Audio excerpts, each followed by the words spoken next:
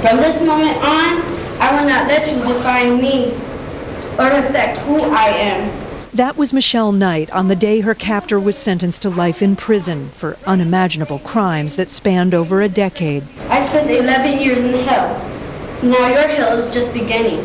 From the beginning, investigators never really had any question about Ariel Castro's guilt. Within hours of his arrest in May, he was ushered into this interrogation room and began admitting what he'd done.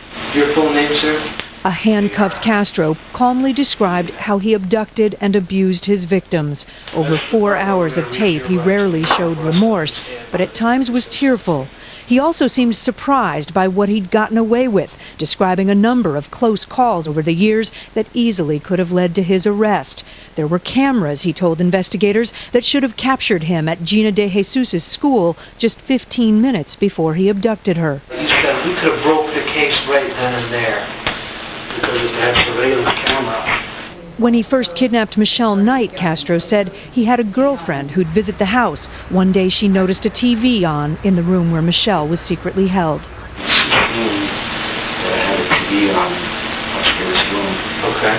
And she said, "You have a TV on there?" And I turned my house out of the room outside. She started pitching on. Was it a close call? Yeah. But no one found out his horrible secret for years, even when he says he used Amanda Berry's cell phone to call her mother and tell her Amanda was alive. What'd you say to her mom? I think I said something that I have her daughter. And that she's okay. And that she's my wife, you know. Something like that. So probably not the exact words. Yeah, that's right. Okay. What was her mom's response? I hung up. We were going to have a conversation. At this point, did anybody ever interview you or closely related to you with the disappearance of Amanda? At that point? Yeah. No. Nothing led us to talk to him, you know. There were no indications that we should go talk to him. We spoke with Vicki Anderson of the FBI back in May. We canvassed the neighborhood. We did all of those things. Nothing led us to Ariel Castro. 2 hours into the interrogation, Castro, still handcuffed, ate a slice of pizza, then started to pace. How can I maneuver this? How can I get over these people? How can I manipulate the situation to my advantage? And the wheels are still turning and they keep going over and over in his head, and you see that in his body movements.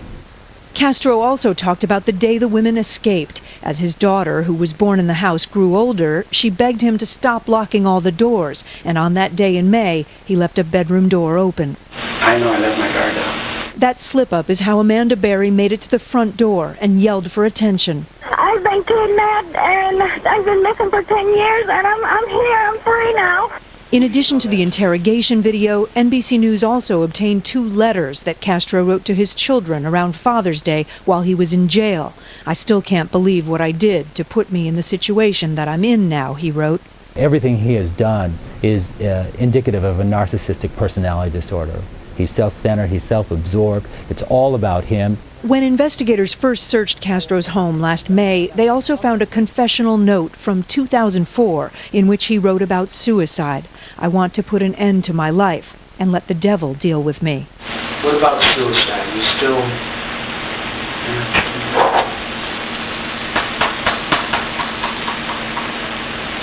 Push one crash through that window.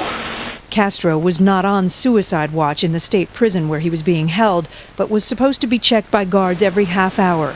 Prison officials say they're investigating how he was able to hang himself, ending his life and his life sentence.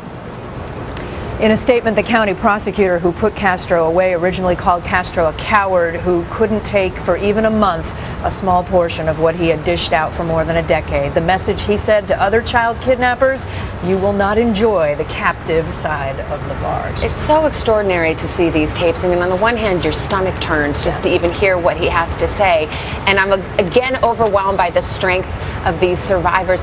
Is there something to be gained by looking at these tapes? I mean, do we learn anything by hearing his side of the story? I think the one thing we do learn, and you heard him say, there were missed opportunities. And maybe the lesson for all of us is when you see something, when you feel something about your neighbor, if you have a gut instinct, the FBI would say, act on it. You know, they are waiting for tips from regular old people. And you heard Vicki Anderson, the FBI spokesperson in the piece, say, we had no idea that we should be looking into Ariel Castro. No one ever flagged him. One of the things that's so incredible is to hear him say that he is a victim. It makes you sick.